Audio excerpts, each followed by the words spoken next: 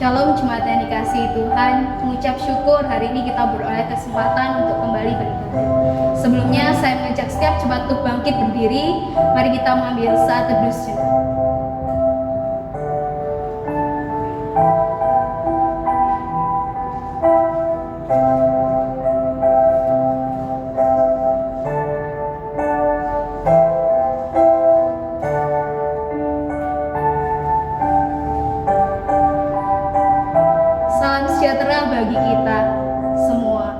Marilah kita sujud menyembah berlutut di hadapan Tuhan yang menjadikan kita.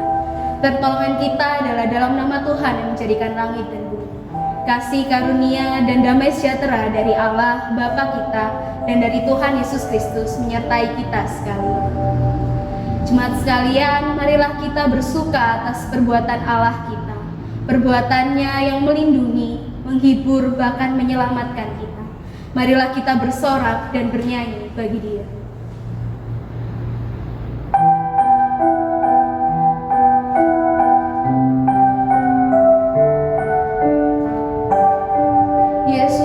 Penyelamatku.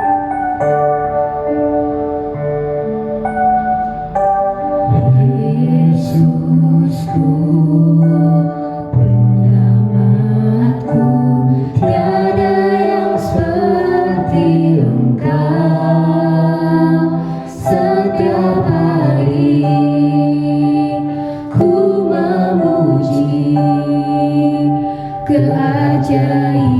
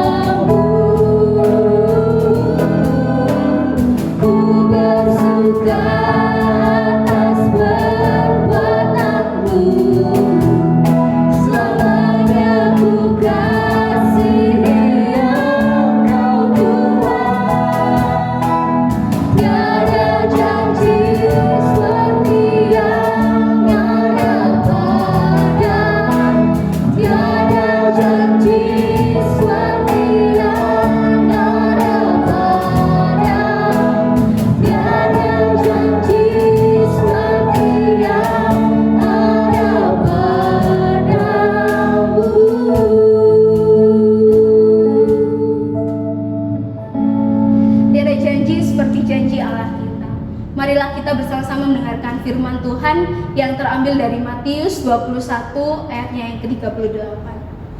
Tetapi ketika penggarap-penggarap itu melihat anaknya itu, mereka berkata seorang kepada yang lain, "Ia adalah ahli waris. Mari kita bunuh dia supaya warisannya menjadi milik kita." Amin.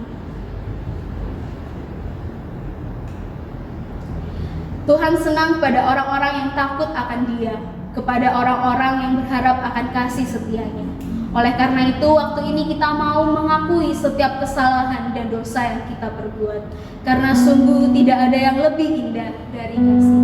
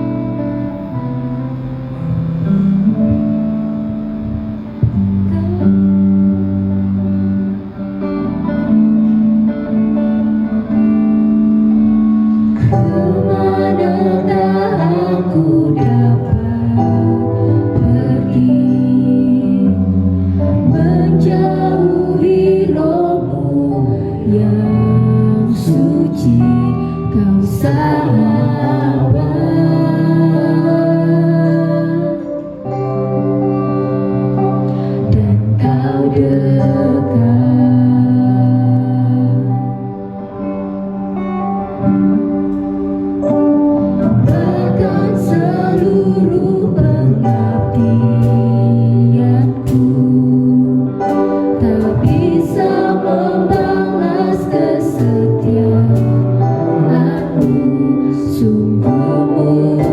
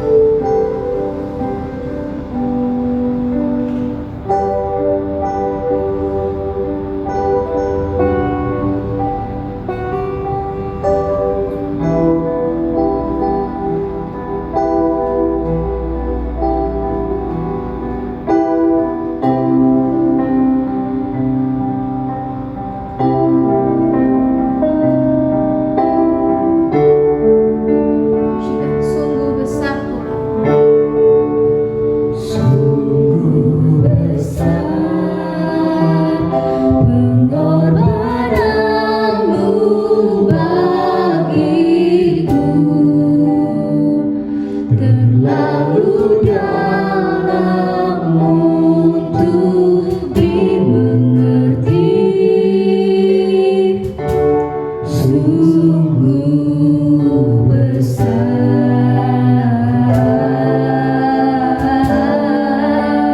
sungguh indah yang kau pikirkan tentangku, tak terselami bagiku. Sungguh indah. Mari kita bersama-sama satu dalam doa. Tuhan, sungguh besar kasih dan pengorbanan-Mu kepada setiap kami. Kami menyadari Tuhan, kami telah melanggar ketetapan-ketetapan. Saat ini Tuhan, kami telah mengaku di hadapan-Mu atas dosa-dosa yang kami perbuat. Tuhan, kami tahu kami tidak akan dapat tinggal di luar kasih-Mu. Maka Tuhan, kami mohon ampun atas kesalahan-kesalahan kami. Dan lebih lagi Tuhan, bantu kami untuk selalu hidup seturut dengan kehendak Tuhan. Biarkanlah Tuhan Roh-Mu menyala-nyala dalam setiap kami untuk kemuliaan nama-Mu. Amin. Saya mengajak setiap jemaat untuk bangkit berdiri. Demikianlah firman Allah yang kasih itu kepada setiap kita yang telah mengaku dosa, terambil dari Yesaya 1 ayatnya yang ke-18. Marilah baiklah kita berperkara, firman Tuhan, sekalipun dosamu merah seperti kirmisi, akan menjadi putih seperti salju. Sekalipun berwarna merah seperti kain kesumba, akan menjadi putih seperti bulu domba.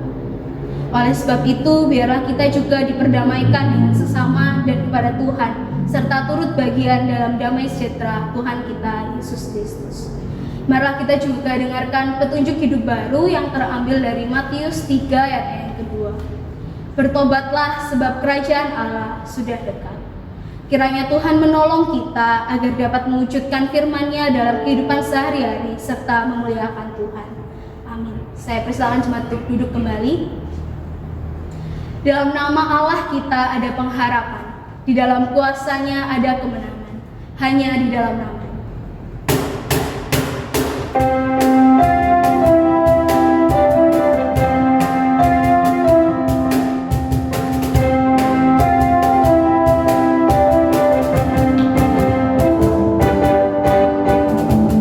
Firman terangi jalanku,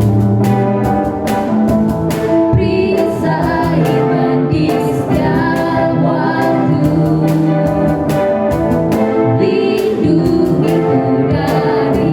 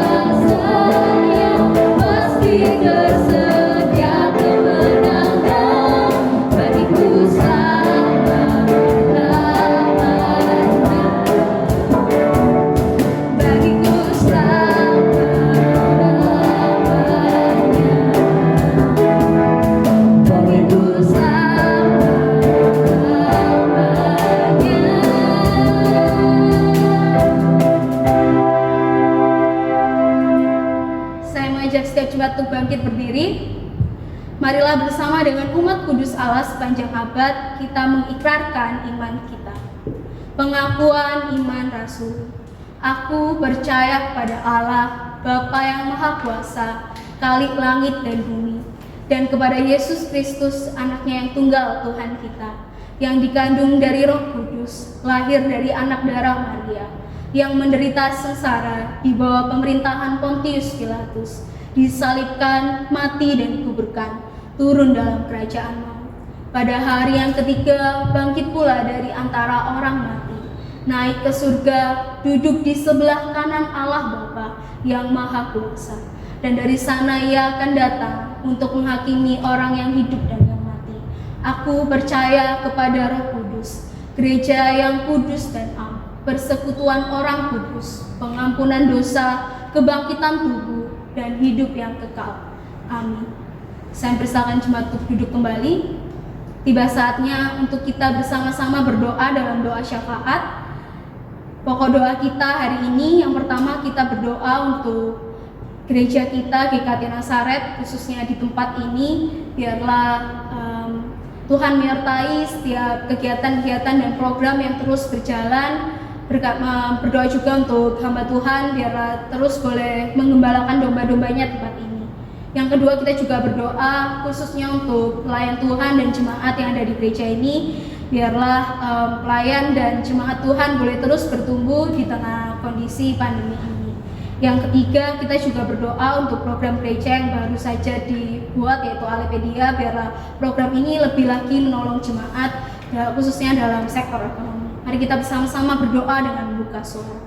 Allah Bapa di surga, hari ini Tuhan kami datang di hadapan-Mu membawa pokok-pokok doa kami Tuhan. Tuhan, kami mau berdoa untuk gereja kami di tempat ini. Tuhan, berkati gereja kami Tuhan di tengah kesulitan yang ada dan segala keterbatasan yang ada Tuhan. Biarlah gereja kami Tuhan boleh menjadi gereja yang terus menyebarkan firman-Mu dan mengembalakan domba-domba-Mu Tuhan. Berkati Tuhan setiap hamba Tuhan yang melayani tempat ini, berikan Tuhan hikmat dan penyertaan dan kekuatan Tuhan untuk terus boleh mengembalakan domba-dombanya. Kami juga berdoa Tuhan untuk jemaat pelayan Tuhan di tempat ini. Biarlah Tuhan setiap jemaat dan pelayan Tuhan boleh terus bertumbuh dalam kerohanian mereka meskipun tidak bisa bertemu secara fisik Tuhan. Kami juga berdoa Tuhan untuk setiap pergumulan jemaat dan pelayan Tuhan tempat ini. Biarlah Tuhan hanya kepada-Mu saja kami berserah. Kami juga berdoa Tuhan untuk program gereja yang baru saja diluncurkan, yaitu Alepedia Tuhan. Tuhan, kami berdoa biarlah Tuhan menyertai setiap progres yang ada dan sedang dikerjakan oleh tim yang ada Tuhan untuk terus membantu jemaat-jemaat di Altea Tuhan untuk terus bertumbuh khususnya dalam bidang ekonomi juga Tuhan. Biarlah Tuhan kehendak-Mu saja yang jadi dan inilah setiap pokok doa kami Tuhan. Dalam nama-Mu Tuhan kami berdoa dan mengucap syukur. Amin. Sebelum kita belajar firman, marilah kita bersama-sama memujikan pujian Aku Mengasihi Engkau Yesus.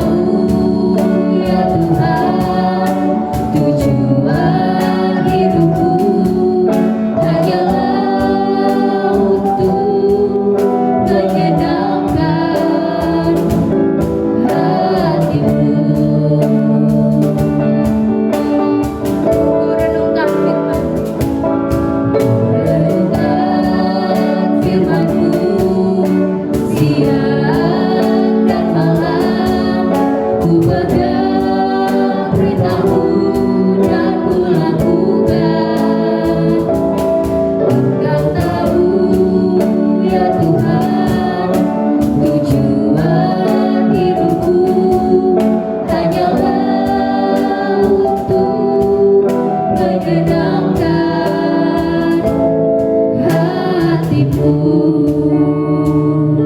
bersama pada pendeta Hari untuk menyampaikan firman Tuhan. Salam sejahtera bagi kita semua. Hari ini kita akan belajar firman Tuhan tentang kasih yang besar. Kasih yang besar. Mari sebelumnya kita berdoa. Tuhan kami yang ajaib, tolonglah kami pada hari ini yang sedang beribadah di rumah masing-masing. Kiranya kasih karunia Tuhan senantiasa menyertai dan memimpin kami, supaya kami dapat mencerna apa yang Engkau katakan dan kami melakukannya di dalam kehidupan kami sehari-hari. Di dalam nama Yesus, Sang Firman yang hidup, kami telah berdoa. Amin. Mari saya undang kita semua membuka firman Tuhan di dalam kitab Matius pasal 21 ayat 33 hingga ayat yang 46. Matius pasal 21 ayat 33 hingga ayat yang ke-46.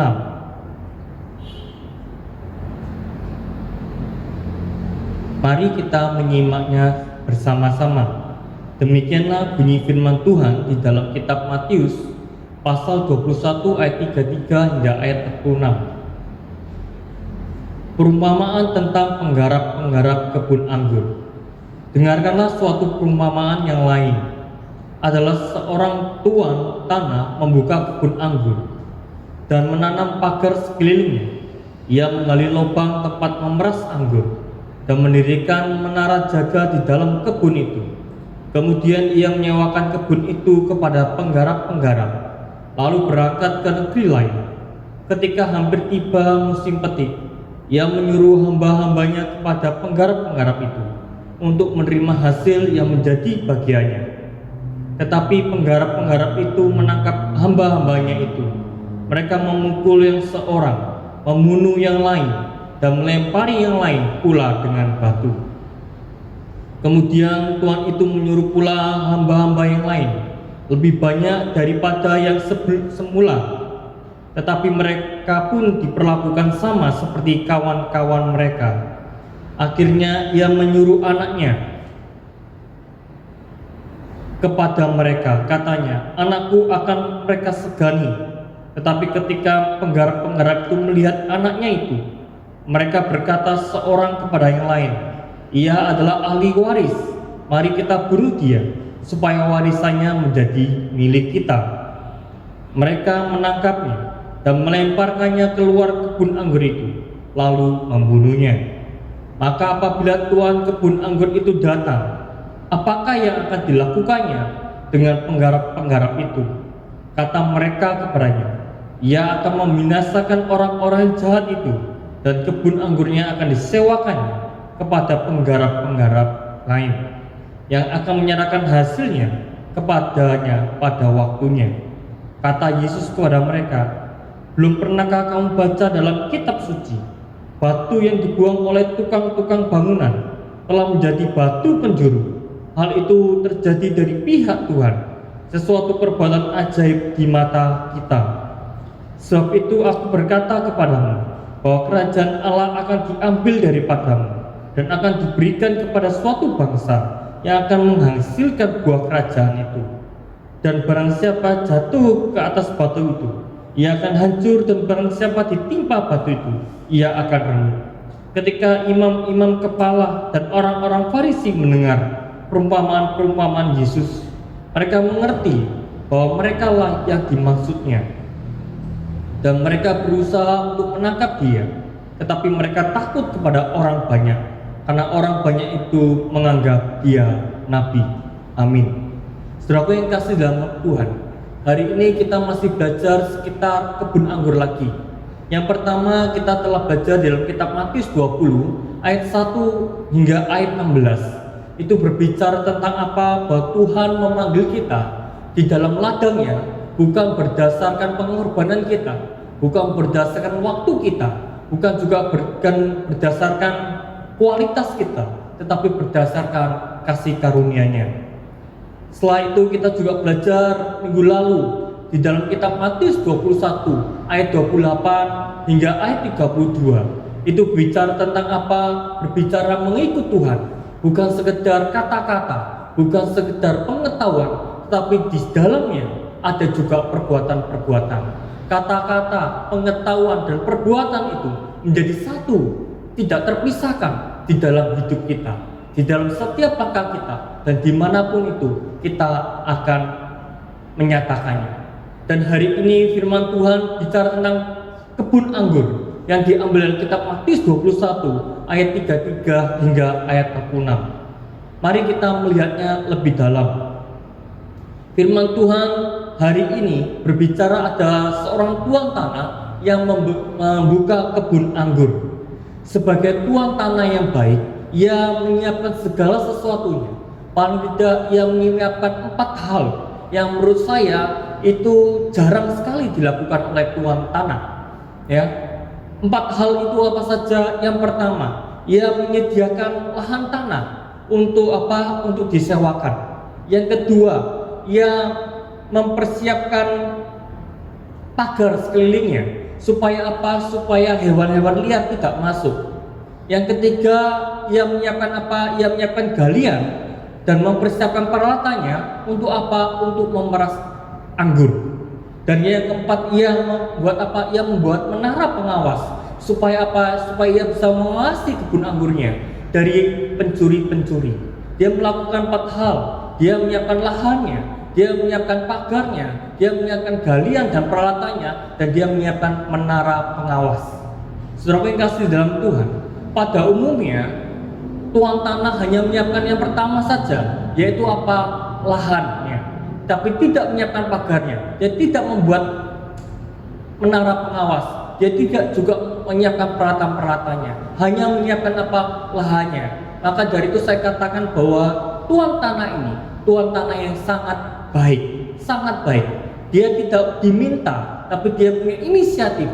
Inisiatif untuk apa? Untuk menyediakan fasilitas, menyediakan segala sesuatu supaya penggarap-penggarap itu yang bekerja di ladangnya tidak berat. Penggarap-penggarap itu bekerja di ladangnya dengan optimal. Karena apa? Karena banyak yang telah diberikan, fasilitas-fasilitas yang diberikan. Saudaraku yang kasih dalam Tuhan, tetapi kenyataannya adalah penyewa ini, penggarap-penggarap ini adalah penggarap-penggarap yang tidak tahu berterima kasih. Penyewa-penyewa ini adalah penyewa-penyewa yang kurang ajar di hadapan Tuhan. Karena apa? Karena banyak kemurahan hati yang diberikan kepada mereka, tapi mereka membalasnya dengan kejahatan, dengan penghinaan. Firman Tuhan menjelaskan pada musim petik, ya, menjelang musim petik, tuan tanah mengutus hamba-hambanya. Untuk apa? Untuk meminta hasil. Untuk apa? Untuk menerima hasil. Bukankah ini adil? Bukankah ini sesuai dengan kesepakatan? Bukankah ini sesuai dengan apa pembicaraan? Bukankah ini sesuai dengan aturan? Ya. Tetapi apa yang diperoleh oleh tuan itu? Apa yang diperoleh oleh tuan tanah itu pada saat dia mengutus hamba-hambanya yang pertama, kelompok yang pertama kepada penggarap-penggarap? Yang diterimanya bukan 0, bukan 0, tetapi justru minus. Apa yang disebut minus itu? Yang disebut minus itu adalah penghinaan. Jadi dia membawa pulang kabar, mendapatkan kabar dari hamba-hambanya yang luput tetapi mengalami penyiksaan, dia mendapatkan penghinaan. Bukan mendapatkan hasil dari kebun anggur, tetapi justru mendapatkan penghinaan. Saya gambarkan itu seperti kondisi yang minus. Saudara, kenapa saya katakan ini minus? Karena ini adalah penghinaan. Karena utusan Tuhan itu dibunuh, saudara, dilempari dengan batu, disiksa begitu rupa. Ini adalah penghinaan. Kenapa disebut penghinaan? Karena hamba ini pergi atas nama tuannya. Saya ulang lagi, disebut penghinaan. Kenapa? Karena hamba ini pergi atas nama tuannya. Tidak menghormati hambanya sama saja tidak menghormati tuannya. Maka saya sebut ini penghinaan. Saudaraku yang kasih dalam Tuhan, setelah dia mengutus kelompok yang pertama, dia tidak mendapatkan 0, tapi justru mendapatkan penghinaan. Saudara, bagaimana sikap tuannya ini? Sikap tuannya ini justru apa? Dia mengirim orang lebih banyak lagi. Kita bisa melihat di dalam ayat yang ke-36. Kemudian Tuhan itu menyuruh pula hamba-hamba yang lain, lebih banyak daripada yang semula. Tetapi mereka pun diperlakukan sama seperti kawan-kawan mereka. Apa yang mereka terima Mereka, firman Tuhan dengan jelas mengatakan mereka diperlakukan sama, yaitu mereka dibunuh, mereka disiksa, mereka dilempari batu, mereka mengalami kondisi yang sangat tidak baik, mengalami situasi yang sama dengan teman-teman mereka. Saudara yang kasih dalam Tuhan, kenapa Tuhan tanah ini mengutus orang lebih banyak? Ini bukan supaya menakut-nakuti para penggarap, tidak, tetapi menunjukkan bahwa Tuhan tanah ini punya lahan yang begitu luas, begitu lebar, begitu panjang, begitu banyak lahan-lahan yang dikerjakan oleh penggarap-penggarap kebun anggur ini. Nah, saudara yang kasih dalam Tuhan, tetapi apa hasilnya? Hasilnya yang diberikan adalah penghinaan juga. Mereka menerima hasil yang sama, mereka mengalami yang sama dengan kawan-kawan mereka. Sekali lagi, tidak ada penghormatan, yang ada hanya penghinaan untuk tuan tanahnya. Maka kelompok kedua ini telah selesai. Bagaimana sikap tuan tanah yang memiliki tanah itu, yang begitu banyak, begitu luas? Maka ada sikap yang ketiga. Sikap yang ketiga adalah dia mengutus anaknya sendiri. Anaknya ini adalah ahli waris dari kebun anggur itu. Saudara, kenapa tuan tanah ini mengutus anaknya sendiri? Karena anaknya ini berbeda dengan hamba-hambanya. Perbedaannya di mana? Perbedaannya ada di mana? Hamba-hamba ini mau pergi, diutus mewakili tuannya. Tetapi anak ini mewakili orang tuanya. Jadi hamba ini mewakili tuannya, sedangkan anak ini mewakili orang tuanya. Oleh sebab itu ada otoritas yang lebih besar, ada otoritas yang melekat di dalam diri anak itu. Maka firman Tuhan katakan, jika anakku yang kuutus, yang punya otoritas lebih besar, yang punya wibawa lebih besar daripada hamba-hambaku yang pertama dan hamba-hamba kelompok yang kedua yang saya utus, dia lebih besar. Maka kalau dia lebih besar, secara logika, maka dia akan dihormati, maka dia akan disegani, maka dia akan dapat menyadarkan kesalahan-kesalahan para penyewa kebun anggur, para penggarap-penggarap kebun anggur. Saudara yang kasih dalam Tuhan, ini adalah harapan dari tuan tanah itu. Dia mengutus anaknya karena dia mempunyai otoritas yang lebih besar. Dengan demikian akan menyadarkan penggarap-penggarap kebun anggur sehingga mereka menyesali perbuatannya. Bukti penyesalannya adalah wujud dari penyesalannya adalah mereka memberikan hasil kebun anggur kepada tuan tanahnya, memberikan hasil kebun anggur ini bukan sekedar kita pikirkan, hasil kebun anggur itu aja selesai. Tidak, saudara. Tapi sesuatu yang nampak di dalamnya ada makna. Sesuatu yang nyata itu di dalamnya bukan sekedar itu, di dalamnya ada begitu banyak makna di dalamnya. Banyak pengajaran yang terkandung. Nah, saudara yang kasih dalam Tuhan, pada saat dia menyerahkan hasil kepada tuannya, ya, dengan mengutus anaknya menyadarkan mereka, oh ya aku salah, maka aku memberikan hasil ini kepada tuannya. Apa yang dimaksud dengan memberikan hasil kebun anggur pada tuannya? Saudaraku, artinya apa? Artinya bahwa saat dia memberikan hasil kebun anggurnya, dia menyadari bahwa pertama, bahwa aku bukan pemilik, tetapi aku adalah penggarap-penggarap. Aku adalah penyewa-penyewa. Aku adalah pelayan-pelayan. Aku bukanlah pemilik kebun anggur. Maka dari itu aku memberikan hasil kebun anggur ini kepada pemiliknya. Itu yang pertama.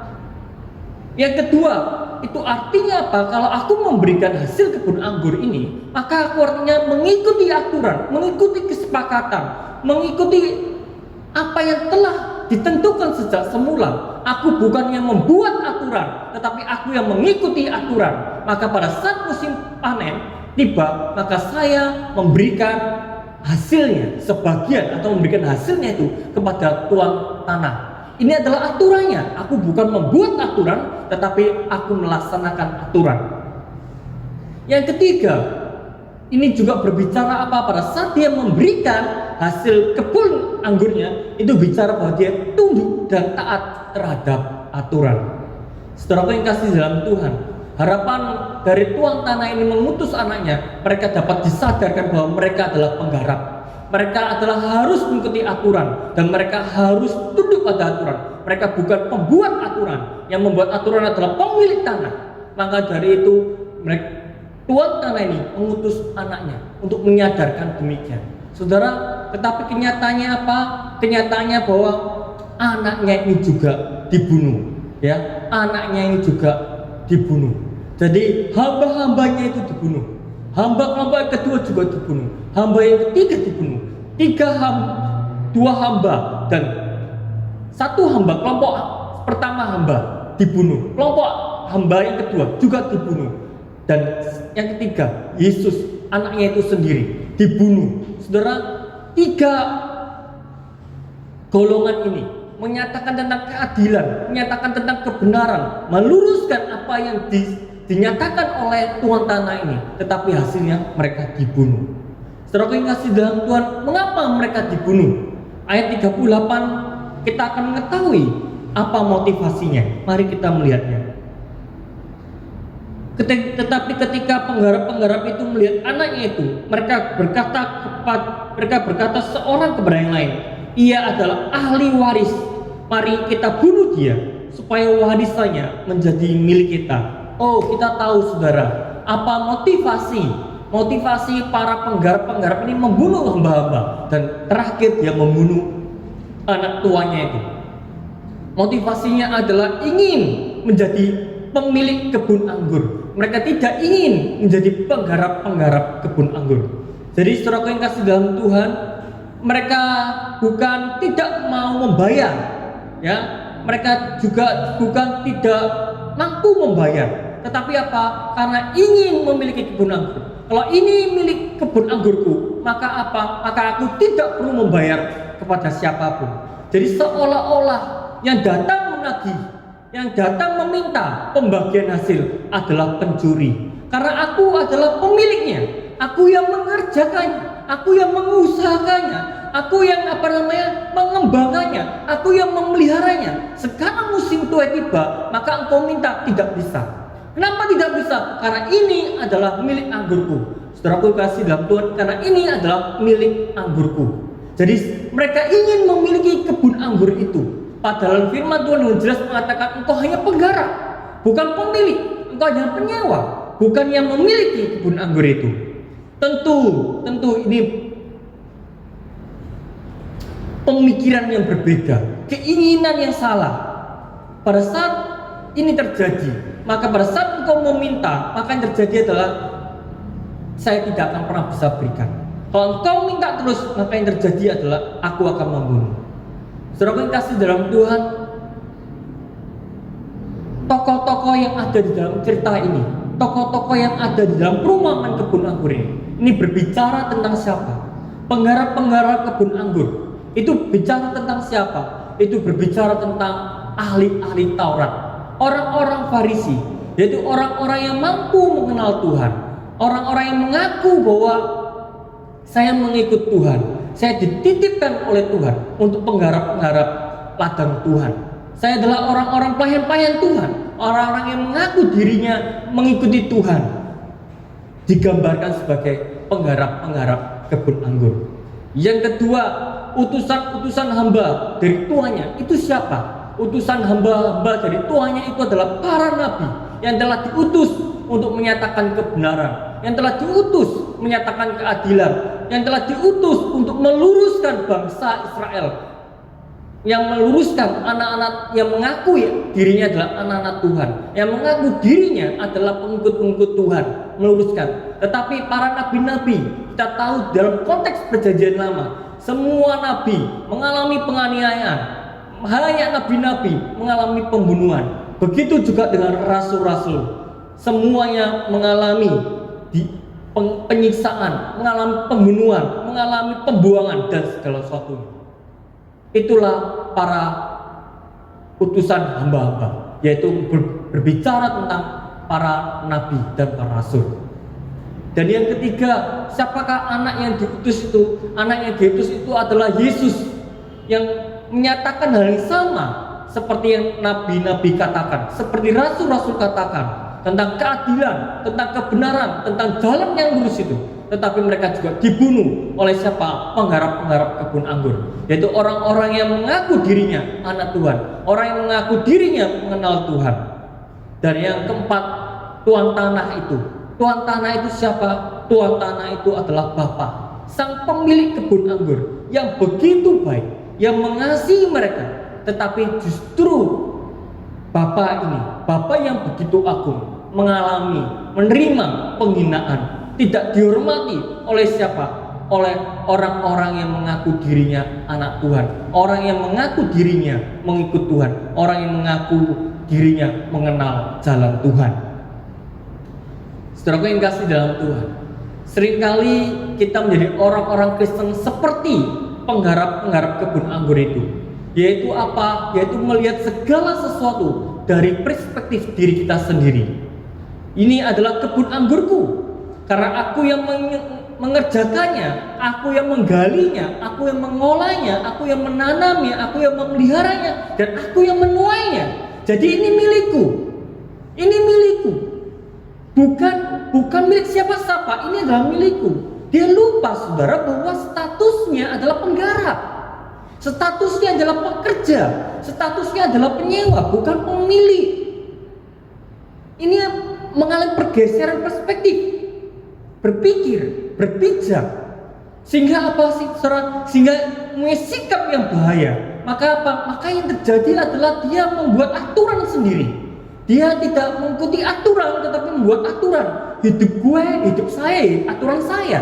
Saya tidak perlu diatur oleh siapapun. Saya tidak perlu diatur oleh Tuhan. Saya tidak perlu diatur oleh firman-Nya. Saya tidak perlu diatur oleh siapapun. Kenapa? Karena ini adalah milik saya. Ini uang-uang saya. Ini adalah harta-harta saya. Ini adalah pekerjaan saya. Maka semua yang saya kerjakan ikut aturan saya. Saudara yang kasih dalam Tuhan, orang ini orang yang berbahaya. Orang ini adalah orang yang berbahaya. Firman Tuhan mengatakan dengan jelas, engkau hanya penggarap. Engkau hanya penggarap. Pemiliknya itu adalah Tuhan tanah, yaitu Bapa yang di surga. Semua yang kita miliki itu modal dasarnya dari Tuhan. Modal dasarnya dari Tuhan. Kita hanya penggarap-penggarap pekerja Tuhan di sekolah, di rumah tangga, pekerja-pekerja Tuhan, penggarap-penggarap pekerjaan Tuhan di sekolah, di rumah tangga, di pekerjaan kita, di gereja. Semuanya itu adalah ladang dari Tuhan. Dan kita bekerja bagi Tuhan. Kita bekerja bagi Tuhan di rumah tangga kita. Kita bekerja di ladang Tuhan di gerejanya. Kita bekerja di ladang Tuhan di sekolah kita. Kita bekerja di ladang Tuhan dimanapun kita berada. Semuanya itu adalah ladang Tuhan. Dan kita bekerja.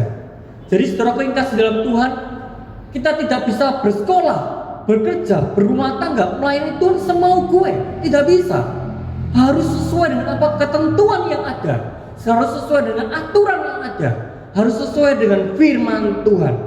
Kenapa? Karena kita bukan pemilik, karena kita adalah penggarap.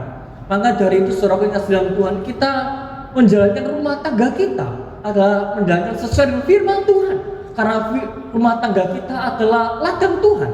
Kita melakukan pelayanan di gereja tidak bisa semau gue. Kenapa? Karena gereja adalah ladang Tuhan dan Tuhan adalah pemiliknya. Kita hanya penggarapnya.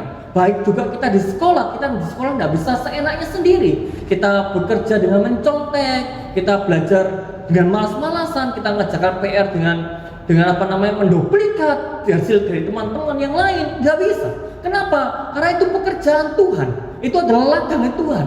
Dan kita hanyalah pekerja-pekerjanya. Harus sesuai dengan aturan firman Tuhan. Orang-orang yang lupa akan statusnya, orang yang lupa bahwa dirinya adalah pemilik, orang yang lupa bahwa dirinya adalah penyewa, ya, yang menjelaskan apa? Yang menjelaskan bahwa engkau bukan pemilik. Orang itu akan melakukan hidupnya semau gue, dan itu sangat berbahaya. Orang-orang yang demikian adalah orang-orang yang menghina Tuhan. Orang-orang yang demikian adalah orang yang tidak menghormati Tuhan. Pertanyaannya adalah, apakah kita seperti itu? Apakah kita seperti itu? Yang kedua,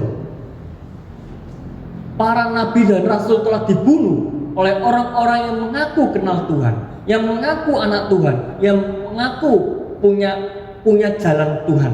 Tetapi saudara yang kasih dalam Tuhan, tetapi apa? Justru anak-anak seperti itu yang dimana Kristus telah dibunuhnya. Alkitab mengatakan dengan jelas apa? Alkitab dengan jelas mengatakan bahwa itu seperti batu yang dibuang. Batu yang dibuang. Batu yang dibuang adalah batu yang tidak berguna. Jadi kenapa mereka membunuh Yesus? Karena apa? Karena Yesus seperti batu yang dibuang, sesuatu yang tidak berguna. Buat apa? Dibuang. Dibuang di sini digambarkan di mana Yesus harus dibunuh. Nah, saudara yang kasih dalam Tuhan, tetapi batu yang tidak berguna itu, firman Tuhan dengan jelas mengatakan, mari kita lihat ayat 42. Kata Yesus kepada mereka, belum pernahkah kamu baca dalam kitab suci, batu yang dibuang oleh tukang-tukang bangunan telah menjadi batu penjuru. Hal itu terjadi dari pihak Tuhan, suatu perbuatan ajaib di mata kita. Saudara yang kasih dalam Tuhan, batu yang dibuang ini, yang digambarkan Yesus adalah batu yang dibuang. Yesus harus dibunuh. Yang tidak berharga itu maka dibunuh. Nah, batu yang dibuang itu menjadi batu penjuru. Batu penjuru itu batu apa, saudara? Batu penjuru itu adalah batu yang terutama. Batu yang terutama yaitu batu yang menjadi dasar bangunan dia berdiri. Jadi batu yang terutama yang menjadi dasar bangunan itu berdiri. Jika tidak ada batu ini, maka rumah itu akan roboh. Jadi betul-betul suatu batu yang besar seperti pilar ini menyongkong dari bangunan rumah itu. Kalau rumah itu tidak ada pondasi batu utama ini, yaitu batu penjuru ini, maka rumah itu roboh. Apa yang Alkitab mengajarkan di sini? Alkitab mengajarkan apa? Batu yang dibuang itu adalah Yesus Kristus yang telah dibunuh, ya, dan itu menjadi pondasi iman bagi setiap orang percaya. Pondasi iman bagi setiap orang percaya. Setiap kita, engkau dan saya adalah gereja. Dibangun atas dasar apa? Di atas dasar batu utama, batu penjuru. Yaitu apa? Di atas dasar Kristus sebagai Tuhan dan juru selamat kita. Maka dia adalah kepala gereja. Dia adalah batu penjuru itu. Dia adalah batu pondasi itu, yang dimana kalau tidak ada, maka bangunan iman itu, dasar bangunan iman kita, dasar konsep gereja kita, sebagai kita adalah gereja, maka itu akan hancur, runtuh. Saudara yang kasih dalam Tuhan, Tuhan juga dengan jelas waktu Tuhan bertanya kepada Petrus, Petrus, menurutmu siapakah aku? Orang berkata engkau seperti Yohanes Pembaptis yang bangkit kembali, atau seperti Elia. Tetapi menurutmu Petrus, siapakah aku? Menurutku engkau adalah Mesias, Sang Juru Selamat, Tuhan yang menyelamatkan manusia itu. Maka Tuhan berkata, berbahagialah engkau Petrus. Kenapa? Karena Tuhan itu menyatakan itu kepadamu. Sehingga apa? Sehingga engkau mengenal aku. Maka apa? Umat itu akan didirikan atas batu karang. Itu Petrus atas apa? Pengakuan yang disebutkan oleh Petrus bahwa Yesus Kristus adalah Tuhan dan Juru Selamat. Inilah batu penjuru, yaitu batu bangunan dasar iman kita, sehingga kita bisa menjadi gereja-gereja Tuhan. Tubuh kita bait Allah, tubuh kita adalah gerejanya. Dasar dari bangunan itu adalah iman kita kepada Yesus Kristus. Saudara yang kasih dalam Tuhan, engkau tidak mungkin menjadi Kristen sejati. Engkau tidak mungkin menjadi penggarap kebun anggur yang baik jika hidupmu tidak dibangun dari pondasi iman yang kuat, yaitu pondasi iman yang kuat itu pondasi dengan batu penjuru, batu utama, yaitu Yesus Kristus. Bangunan pondasi pikiran kita, bangunan pondasi hati kita, bangunan pondasi iman kita itu harus diletakkan di batu penjuru, yaitu Yesus Kristus, batu utama. Engkau akan menjadi orang Kristen yang suatu saat akan roboh dan tidak dapat dibangun kembali. Kenapa? Karena rumah yang kita dirikan, bangunan rohani yang kita dirikan itu tidak kuat. Orang-orang Kristen yang demikian hanya menjadi orang-orang yang menghina Tuhan, orang-orang yang tidak menghormati Tuhan di dalam hidupnya. Tetapi barang siapa membangun dirinya, membangun pikirannya, membangun imannya dengan fondasi yang kuat, batu penjuru itu Yesus Kristus, maka apa saudara? Maka kita tidak boleh lupa bahwa kita adalah statusnya hanya penggarap, pekerja-pekerja. Suatu saat nanti kita diminta pertanggungjawaban kepada Tuhan karena kita adalah pekerja-pekerjanya. Kita tidak boleh lupa itu. Maka dari itu yang kedua, kita harus hidup sesuai dengan ketentuan-ketentuan dari pemilik kebun anggur. Harus sesuai dengan apa? Harus sesuai dengan firman-Nya. Kenapa? Karena firman-Nya itu adalah mewakili kebijaksanaan, mewakili isi hati dari Tuhan tanah itu, yaitu Bapa yang di surga. Dan yang ketiga, maka apa? Maka kita menjadi orang-orang Kristen yang hidupnya menghormati Tuhan. Saudara yang kasih dalam Tuhan, ketiga hal ini bisa terjadi di dalam kehidupan orang percaya, yaitu orang yang menjadi penggarap-penggarap, pekerja-pekerja kebun anggur yang baik, yang hidupnya sesuai dengan firman Tuhan, yang hidupnya menghormati Tuhan, asal dibangun atas dasar batu penjuru yang kuat, yaitu Yesus Kristus. Kiranya firman Tuhan ini menjadi berkat bagi kita semua. Mari kita berdoa. Tuhan Yesus, terima kasih pada hari ini. Kami ingin menjadi pekerja-pekerja yang baik. Kami ingin menjadi penggarap-penggarap kebun anggur yang baik, penggarap-penggarap anggur yang tidak melupakan statusnya, tidak melupakan kewajibannya, yang taat akan aturannya, yang hidupnya senantiasa menghormati Tuhan tanah itu. Tuhan, biar Engkau menjadi batu penjuru iman kami, batu penjuru pikiran kami, batu penjuru perasaan kami, supaya kami menjadi orang-orang Kristen yang sejati. Terima kasih ya Tuhan. Di dalam nama Yesus, Tuhan, Sang Firman hidup itu, kami telah berdoa. Amin. Marilah kita menyatakan syukur kita dengan memberikan persembahan, karena Allah menghendaki masing-masing memberikan menurut kerelaan hatinya. Janganlah dengan sedih hati atau karena paksaan, sebab Allah mengasihi orang-orang yang memberi dengan sukacita. Mari kita pujikan segala puji syukur.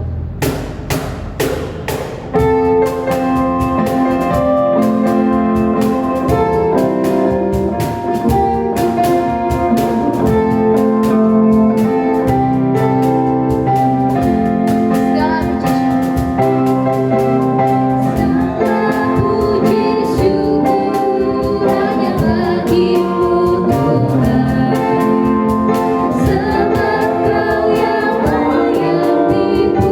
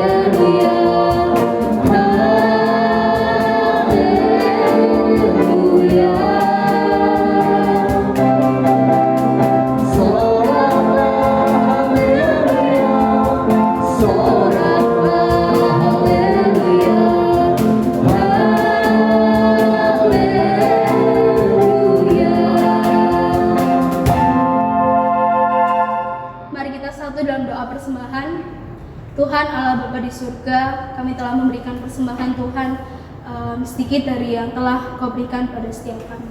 Tuhan, biarlah persembahan ini Tuhan boleh menjadi berkat Tuhan bagi gereja kami tempat ini. Terima kasih juga Tuhan untuk segala berkat-Mu. Dalam nama-Mu Tuhan kami berdoa dan mengucap syukur. Amin.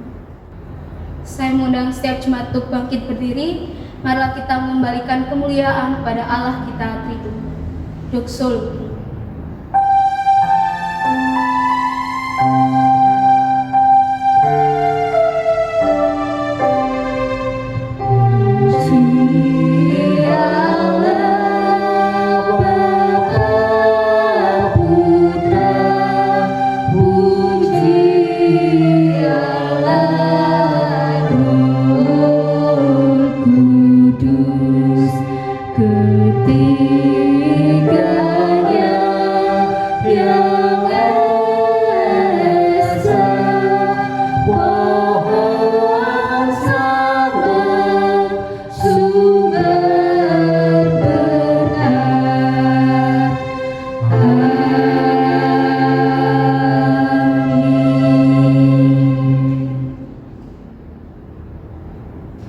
Sidang jemaat yang terkasih dan mengasihi Tuhan, terimalah berkat Tuhan dimanapun engkau berada. Tuhan memberkati engkau dan melindungi engkau. Tuhan menyinari engkau dengan wajah-Nya dan memberi engkau kasih karunia. Tuhan menghadapkan wajah-Nya kepadamu dan memberi engkau damai sejahtera saat ini sampai Kristus datang yang kedua kalinya. Amin.